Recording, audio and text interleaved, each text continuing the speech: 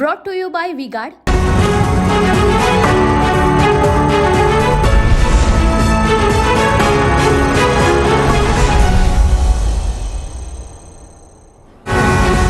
नमस्कार, TV9 मराठीमध्ये आपल्या सगळ्यांचं स्वागत. मी निखिला. महत्त्वाच्या बातमीनं बुलेटिनची सुरुवात. वेदांतला प्रौढ म्हणून मान्य केल्यावर देखील पोलीस ताबा घेणार नाहीत. कोर्टाच्या आदेशानंतर आरोपी बाल हक्क मंडळाच्या रिमांडमध्येच राहील. वेदांत कागदोपत्री हा अल्पवयीनच आहे. पोलिसांना ताबा देता येत नाही आणि थोड्याच वेळामध्ये कोर्टाचा निर्णय येणं अपेक्षित आहे. वेदांत अग्रवालवर प्रौढ समजून कारवाई होणार का? थोड्याच वेळामध्ये याचा फैसला येईल. थेट आपण माहितीसाठी जाऊयात आमचे प्रतिनिधी कृष्णा सोनारवाडकर यांच्याकडे. कृष्णा, काही वेळातच या संदर्भात फैसला येणार आहे, मात्र नेमकं काय होऊ शकतं? निखिला, वेदांत अग्रवाल अल्पवयीन की प्रौढ या संदर्भातला निर्णय पुढच्या काही मिनिटांमध्ये पुण्याच्या बाल हक्क न्यायालयाकडून अपेक्षित आहे. मात्र वेदांत अग्रवाल जरी प्रौढ म्हणून कोर्टानं मान्य केलं आणि खटला चालवण्याची परवानगी दिली तरी सुद्धा पोलिसांच्या त्याला ताब्यात देता येणार नाहीये.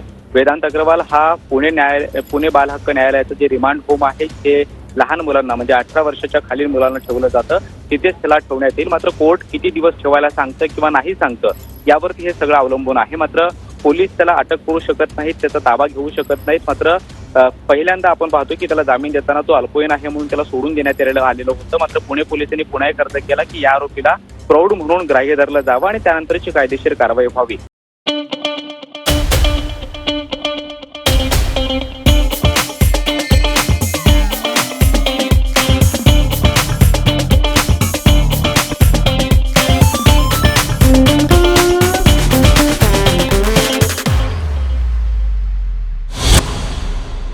त्यामुळे जरी आता कोर्टानं प्रौढ म्हणून त्याला मान्य केलं तरी सुद्धा त्याला पोलिसांच्या ताब्यात देता येणार नाहीये. त्यामुळे पुण्याच्या बाल हक्क न्यायालयाकडून काय निर्णय पुढच्या काही मिनिटांमध्ये येतो हे पाहणं महत्त्वाचं असणार आहे. मात्र ही एक नवीन माहिती जी समोर येते त्यानुसार वेदांत अग्रवाल जरी प्रौढ म्हणून कोर्टाने आदेश दिले तरी सुद्धा त्याला पोलिसांच्या ताब्यात देता येणार नाहीये. तो पुण्याच्या बाल हक्क न्यायालयाच्या रिमांड होम मध्ये त्याला ठेवण्यात येईल. धन्यवाद कृष्णा ऐकण्याच्या माहितीबद्दल. तर थोड्याच वेळामध्ये कोर्टाचा निर्णय येणं अपेक्षित आहे. आणि आता बातमी आहे ती पुण्यामधून. पुणे अपघात प्रकरणामध्ये आरोपी वेदांत अग्रवालचे वडील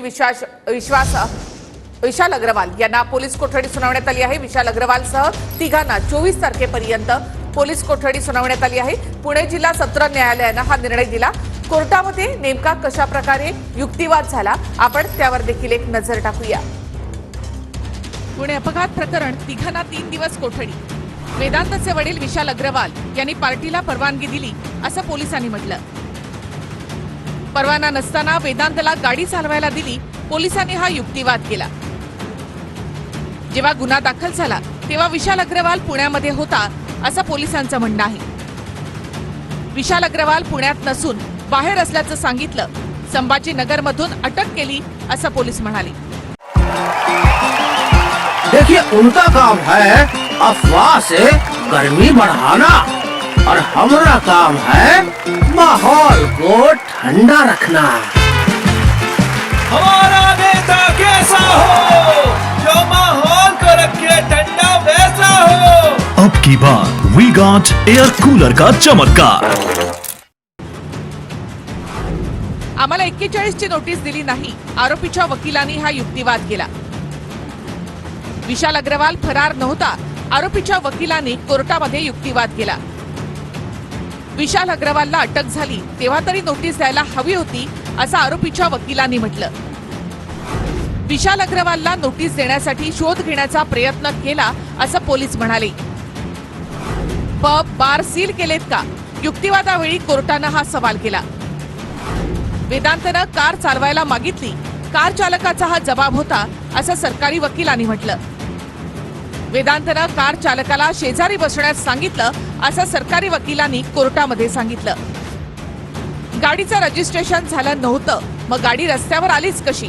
सरकारी वकिलांनी युक्तिवाद करताना हा सवाल केला. आपल्या मुलाचं वय 18 वर्ष नसताना त्याला पबमध्ये किंवा बारमध्ये पाठवणं किंवा जाऊ देणं हे सुद्धा चांगल्या पालकाचं लक्षण नाही. आणि त्यामुळे ज्युव्हेनाईल जस्टिस ॲक्टनुसार त्यांनी आपल्या पाल्याकडे म्हणजे मुलाकडे दुर्लक्ष केलेलं आहे. आणि त्यामुळे हा सगळा जो अपघात घडलेला आहे तो त्याचंच लक्षण आहे की त्यांनी मुलाला जास्तीची मोकळीक दिली आणि कोणतंही नियंत्रण मुलावर ठेवलं नाही. त्यामुळे कोर्टाने 24 तारखेपर्यंत न्यायालयीन कोठडी दिलेली आहे. तर बिल्डर पुत्राने पार्टीसाठी 48,000 रुपये उडवल्याची माहिती आहे. आरोपी वेदांत अग्रवालने चौकशीमध्ये याची माहिती दिली. पबमधील पार्टीचं बिल हे वेदांत अग्रवालने ऑनलाईन दिलं होतं. पोलिसांनी वेदांतच्या रक्ताचे नमुने तपासणीसाठी पाठवले आहेत. भाइयों बहनों, उनके राज में पावर रहे अनस्टेबल और हम रखे सब स्मूथ और स्टेबल। हमारा नेता कैसा हो, जो स्टेबल पावर दे वैसा हो। अब की बार वी गार्ड AC स्टेबलाइजर का चमत्कार। आरोपी वेदांतच्या पार्टीचा खर्च 48,000। अपघाताआधी वेदांत 10 ते 12 मित्रांसह पुण्याच्या मुंडवा इथल्या कोझी पब मध्ये आला. कोझी पब मध्ये absolute blue, toy garden, JW आणि ब्लॅक लेबल एवढ्या प्रकारच्या दारू प्यायला. कोझी पब नंतर वेदांत मित्रांसह पुन्हा रात्री 12 ते 1 च्या दरम्यान ब्लॅक पब मध्ये आला आणि इथे पुन्हा दारू प्यायले. पार्टीसाठी 48,000 उडवले. आरोपी वेदांत अग्रवालची चौकशीत माहिती.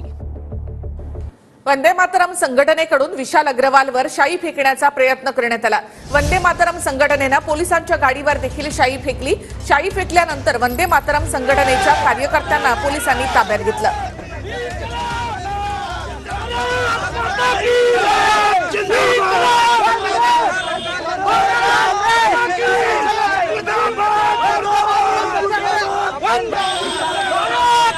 विशाल अग्रवाल याला मोक्या अंतर्गत अटक केलं पाहिजे. त्याच्यावरती आधी गुन्हे दाखल आहेत. त्याच्या मुलांनी जो केळसवाना प्रकार केलेला आहे, मुलगा सांगून गेला की पार्टी करायला चाललोय, तर त्यांनी गाडी दिली अल्पवयीन मुलाला आणि त्या मुलांनी 2 निष्पाप जीवांचे बळी घेतले. उनका बैकअप सिर्फ कल तक और हमारा चांद तक। हमारा नेता कैसा हो, जो नॉन स्टॉप बैकअप दे वैसा हो। अब की बार वी गार्ड इन्वर्टर बैटरी का चमत्कार। त्याचं तोंड काळं करायला आलो होतो, पण पोलिसांच्या मध्यस्थीमुळे त्याचं तोंड काळं झालं नाही आणि त्याला मोक्या अंतर्गत अटक केली पाहिजे. पहिल्या FIR मध्ये कलम 304 न लावता फक्त 304 हे कलम लावलं गेलं असा आरोप रवींद्र धंगेकरांनी केला. पहिल्या FIR ची कॉपी शेअर करत धंगेकरांनी हा सवाल केलाय. तर धंगेकर खोटं नॅरेटिव्ह सेट करण्यासाठी काहीही करू शकतात असं प्रत्युत्तर यावर मुरलीधर मोहोळ यांनी दिलं. पहिल्या FIR मध्ये 304 कलम आधीपासूनच होतं असं मोहोळ म्हणतायत. मुरलीधर मोहोळ यांनी ट्विट करत रवींद्र धंगेकरांवर टीका केली. कलम 304 लावण्यावरून दावे प्रतिदावे. आमदार रवींद्र धंगेकर यांचा ट्विट. पुणे अपघात प्रकरणात पहिल्या FIR मध्ये कलम 304 न लावता फक्त 304 कलम लावलं. यासाठी कुठला आर्थिक व्यवहार झाला आहे का? गुन्ह्याचं गांभीर्य कमी होण्यासाठी ही पळवाट आहे का? पुणेकरांनी प्रकरणामध्ये आवाज उठवल्यानंतर 304 सोबत 304 हे कलम लावण्यात आलं. राज्याच्या गृहमंत्र्यांना पहिली FIR कॉपी बदलल्याबाबत माहिती नव्हती का, असे सवाल रवींद्र धंगेकर यांनी केले. तर मुरलीधर मोहोळ माजी महापौर यांचं ट्विट. लोक तुम्हाला नाकारतात कारण तुमचा अभ्यास कच्चा. खोटे नॅरेटिव्ह सेट करण्यासाठी तुम्ही काहीही करू शकता. पोलीस ठाणे स्तरावर FIR घेतला जातो, त्यातील कलम योग्य आहेत की नाही हे वरिष्ठ अधिकारी तपासतात. फडणवीसांनी देखील हे सांगितलं की कलम 304 पहिल्यापासून लावला आहे. पुणे अपघात प्रकरणामध्ये पहिल्या FIR मध्ये कलम 304 न लावता फक्त 304 हे कलम लावलं. पहिल्या FIR ची कॉपी शेअर करत आमदार रवींद्र धंगेकरांनी हा सवाल केला. तर धंगेकर खोटे नॅरेटिव्ह सेट करण्यासाठी काहीही करू शकतात असा पलटवार मुरलीधर मोहोळ यांनी केलाय. तर काँग्रेसच्या आमदारांची सवय की दरवेळेला काहीतरी स्टंट करायचं, खोटं बोलायचं. माझ्या हातात आजही ही कॉपी बघा, 19 तारखेची ही कॉपी आहे. याच्यामध्ये स्पष्टपणे 304चा उल्लेख केलेला आहे. मला असं वाटतं की प्रत्येक गोष्टीत काही ती खोटं बोलायचं, दिशाभूल करायची, आता हे बाद झालं. लोक ओळखायला लागली तुम्हाला. आता उगाच कुठं ते काहीतरी करायचं, राजकारण करायचं, प्रसिद्धी मिळवायची, ते आता बंद करा.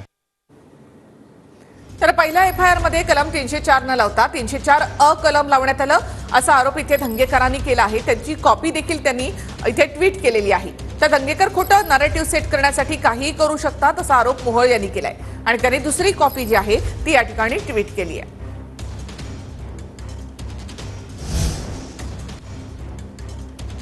तर पुणे अपघात प्रकरणी गृहमंत्र्यांचा राजीनामा का नाही मागायचा असा सवाल अनिल देशमुखांनी केला. अनिल देशमुख यांनी ट्विट करत देवेंद्र फडणवीसांवर निशाणा साधलाय. धनदांडग्यांच्या गाडीखाली 2 लेकरं चिरडली गेली असं अनिल देशमुख यांनी म्हटलंय. गृहमंत्र्यांचा राजीनामा का नाही मागायचा, अनिल देशमुखांचा सवाल. आज गरिबाघरची 2 लेकरं धनदांडग्यांच्या गाडीखाली चिरडली गेली. देवेंद्रजी, आता तुम्हीच सांगा, आम्ही गृहमंत्र्यांचा राजीनामा का नाही मागायचा. अनिल देशमुख, आमदार शरद पवार गट. जिनके ऊपर 100 करोड़ की वसूली का आरोप लगा हो और कोर्ट ने हमने नहीं, उनकी सरकार थी, कोर्ट ने जिनके ऊपर FIR किया हो, ऐसे व्यक्ति के बोलने के ऊपर क्यों मेरी प्रतिक्रिया मांगते हो? अरे तुमच्या राजीनाम्याची मागणी करतो. माझ्यावर आरोप झाला, हायकोर्टाने काय म्हटलं पहा, सुप्रीम कोर्टाने काय म्हटलं पहा, चांदीवाल कमिशननी मला क्लीन चिट दिली. देवेंद्र फडणवीस साहेबांना विनंती आहे की त्यांनी हायकोर्टाचा आदेश वाचावा, त्यांनी सुप्रीम कोर्टाचा आदेश वाचावा. त्यामध्ये ईडीच्या बाबतीत जो माझ्यावर आरोप झाला होता त्यामध्ये हायकोर्टाने काय निर्णय दिला, सुप्रीम कोर्टाने काय ऑब्झर्वेशन दिले, याचं व्यवस्थित वाचन करावं आणि मग माझ्यावर झालेल्या आरोपाचं बोलावं. बस ड्राइवर, ट्रक ड्राइवर, ओला, उबर, ऑटो ड्राइवर्स अगर गलती से किसी को मार देते हैं तो 10 साल की जेल में सजा हो जाती है और चाबी उठा के वो फेंक देते हैं. मगर अगर अमीर घर का 16 साल का 17 साल का बेटा पोर्श गाड़ी को शराब पी के चलाता है और 2 लोगों की हत्या करता है तो उसे कहा जाता है कि ऐसे लिख दो. ऐसे ट्रक ड्राइवर से, बस ड्राइवर से क्यों नहीं लिखाते, उबर ड्राइवर, ऑटो ड्राइवर से क्यों नहीं लिखाते? सवाल न्याय का है. अमीरों को, गरीबों को, दोनों को न्याय मिलना चाहिए. न्याय सबके लिए एक जैसा होना चाहिए, इसीलिए हम लड़ रहे हैं. पुण्याच्या घटनेमध्ये पोलिसांनी योग्य कारवाई केली, मात्र त्याच्यामध्ये ज्युव्हेनाईल जस्टिस बोर्डने तो निर्णय घेतला. त्याच्यावर अपील करून पुन्हा ज्युव्हेनाईल जस्टिस बोर्डकडे ती केस पोलिसांनी आणलेली आहे. अशा परिस्थितीमध्ये केवळ अशा घटनेचं राजनीतीकरण करणं हे राहुल गांधींसारख्या व्यक्तीला शोभत नाही. प्रत्येक गोष्टीला मतांच्या चष्म्यातनं पाहणं आणि प्रत्येक गोष्टीत राजकारण आणणं हे काही योग्य नाही आहे. त्यांनी जर नीट माहिती घेतली असती तर कदाचित अशा प्रकारचं त्यांनी त्या ठिकाणी काम केलं नसतं. शिवसेना नेते गजानन कीर्तीकर यांची पक्षातून हकालपट्टी करा अशी मागणी शिंदे गटाचे उपनेते शिशिर शिंदे यांनी मुख्यमंत्र्यांकडे पत्राद्वारे केली आहे. मतदानाच्या दिवशी कीर्तीकरांसह त्यांच्या पत्नीने ठाकरे गटाची बाजू घेतल्याचं या पत्रामधून त्यांनी म्हटलंय. त्यांची पक्षातून हकालपट्टी करण्याची मागणी शिशिर शिंदेनी यावेळी केली. गजानन कीर्तीकर आणि त्यांच्या पत्नी यांनी पक्षविरोधी वक्तव्य करून ठाकरे गटाची बाजू घेतली. मतदानाच्या दिवशी गजानन कीर्तीकरांच्या पत्नीनं मुख्यमंत्र्यांचा एकेरी उल्लेख केला. गजानन कीर्तीकरांचा खासदार निधी अमोल यांनी प्रचारासाठी आणि विकास कामांसाठी वापरला. अमोल हे गजानन कीर्तीकर यांच्या कार्यालयातून कारभार करत होते, त्यामुळे ठाकरे गटाला फायदा झाला. गजानन कीर्तीकरांचे उद्योग पक्षाला बदनाम करत आहेत. गजानन कीर्तीकरांना मातोश्रीवर लोटांगण घालण्याची घाई झाली आहे. मातोश्रीचे लाचारश्री होणाऱ्यांना पक्षातून त्वरित बाहेरचा रस्ता दाखवा. गजानन कीर्तीकरांची पक्षातून त्वरित हकालपट्टी करावी आणि त्यांना निरोपाचा नारळ द्यावा. गजाभाऊंनी काल जे काही प्रकारची वक्तव्य केली ही एक शिवसैनिक म्हणून मला चीड आणणारी वाटली, मला चीड आली. आणि दुसरं असं शिवसैनिकांच्या मनात संभ्रम निर्माण करणारी ही वक्तव्य आहेत, शिवसैनिकांचं मनोधैर्य खच्ची करणारी वक्तव्य आहेत अशी माझी भावना झाली आणि म्हणूनच त्याचा उद्रेक या पत्रातून झालेला आहे. वडिलांच्या भावना असतात त्या भावनाबरोबर गजाभाऊ बोलले असतील, पण हे सगळं पक्षाच्या मुळावर येऊ नये एवढीच माझी इच्छा आहे.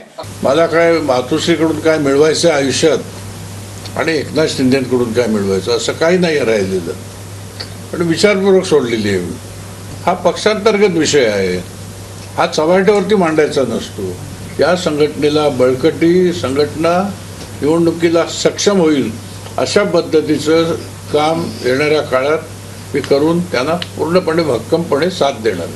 एकनाथ शिंदेकडून उमेदवारी मिळवायची, अमोल कीर्तीकर समोर गजानन कीर्तीकर उमेदवार राहतील, दुसरा कोणी उमेदवार नसेल आणि विड्रॉवलच्या वेळेला गजानन कीर्तीकर फॉर्म विड्रॉ करणार आणि बिनविरोध आपल्या मुलाला त्या ठिकाणी खासदार म्हणून निवडून आणायचं, अशा प्रकारचा पूर्वनियोजित कट होता, असा माझा स्पष्ट आरोप आहे. अहमदनगरमध्ये ईव्हीएम ठेवलेल्या स्ट्रॉंग रूम मध्ये अनोळखी व्यक्तीचा वावर असल्याचा व्हिडिओ निलेश लंके यांनी ट्विट केलेला आहे. तर अपुऱ्या माहितीच्या आधारे निलेश लंकेने व्हिडिओ ट्विट केला. कर्मचारीच सीसीटीव्हीची वायर दुरुस्त करण्यासाठी स्ट्रॉंग रूम मध्ये गेला होता. निलेश लंकेंच्या आरोपावर जिल्हाधिकारी सिद्धराम सालीमठ यांनी स्पष्टीकरण दिलंय.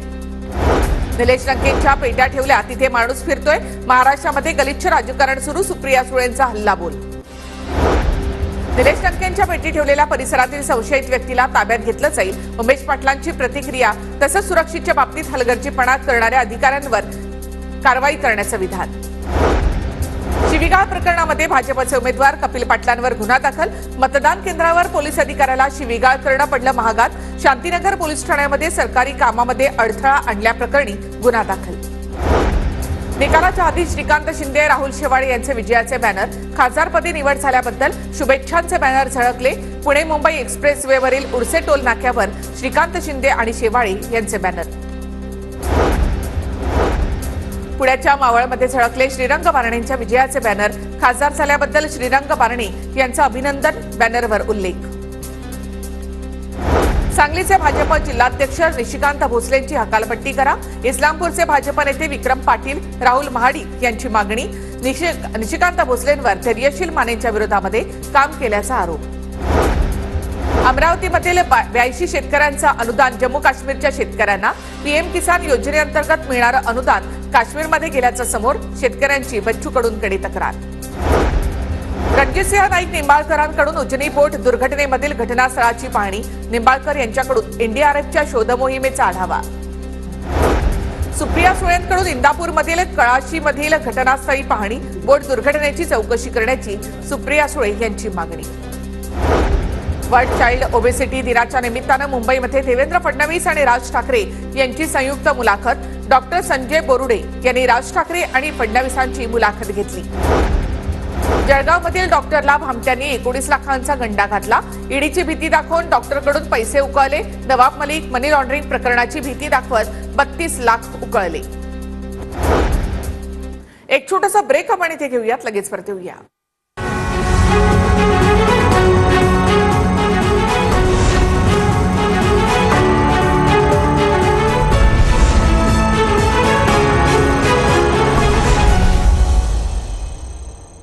Brought to you by V-Guard,